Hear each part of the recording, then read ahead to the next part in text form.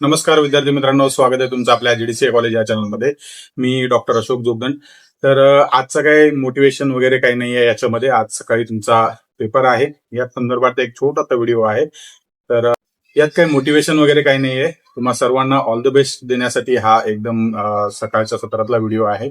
चांगल्या माइंडने एक्झाम द्या, व्यवस्थित फ्रेश माइंडने द्या. घाबरून जाऊन एक्झाम देऊ नका. जे काही येत नसेल तर त्याला एक छोटस एक दोन लाईन किंवा 3-4 लाईन एज्युकेटेड गेसेस मधून उत्तर लिहा, काही प्रॉब्लेम नाही.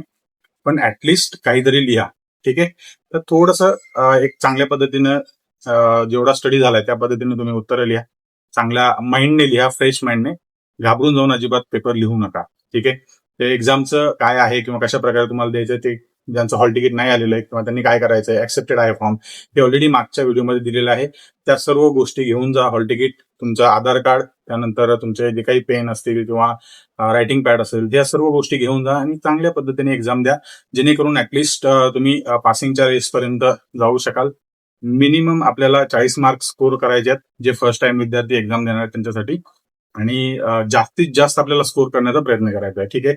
ज्या विद्यार्थ्यांनी चांगल्या पद्धतीने अभ्यास केलेला आहे आणि एक्झाम चांगल्या पद्धतीने देणार आहेत, त्या सर्व विद्यार्थ्यांना जीडीसी कॉलेजकडून परीक्षेसाठी खूप खूप शुभेच्छा. व्यवस्थित परीक्षा द्या, व्यवस्थित पेपर लिहा चांगला, आणि चांगल्या मार्काने पास व्हाल तुम्ही. अक्षर सुंदर काढण्याचा प्रयत्न करा. जिथे गरज आहे तिथे टेबल आखा. सो हे काही पुन्हा सांगायची गरज नाही, फक्त एक छोटीशी समरी आहे. ज्या दिवशी तुमचा पेपर आहे, समजा आज पेपर आहे, तर आजच्या दिवसाचे जे काही आपण काही तुम्हाला ऑब्जेक्टिव्ह दिलेले आहेत किंवा फ्लॅश कार्ड्स दिलेले आहेत, ते फ्लॅश कार्ड्स थोडेसे रिवाइज करा, जेणेकरून थोडीशी तुमची समरी होऊन जाईल आणि तुम्ही प्रॉपरली त्या एक्झाम मध्ये तुम्हाला चांगले मार्क्स किंवा पेपरमध्ये चांगले मार्क्स मिळतील, जेणेकरून तुम्ही ते आठवून लिहू शकाल. ठीक आहे. थोडीशी समरी द्या, जास्त काही नाही. आणि प्रत्येक प्रश्न कसा लिहायचा हे ऑलरेडी सांगितलेलं आहे. आता जास्त सांगण्यात काही अर्थ नाही. तुम्हाला पुन्हा एकदा आपल्या जीडीसीची जी परीक्षा आहे 26, 27, 28, म्हणजे आज, उद्या आणि परवा, त्या परीक्षेसाठी खूप खूप शुभेच्छा. चांगल्या पद्धतीने पेपर लिहा आणि चांगल्या मार्काने पास व्हा. आय होप तुम्ही ही एक्झाम चांगल्या मार्कने पास व्हाल आणि चांगल्या पद्धतीने एक्झाम द्याल.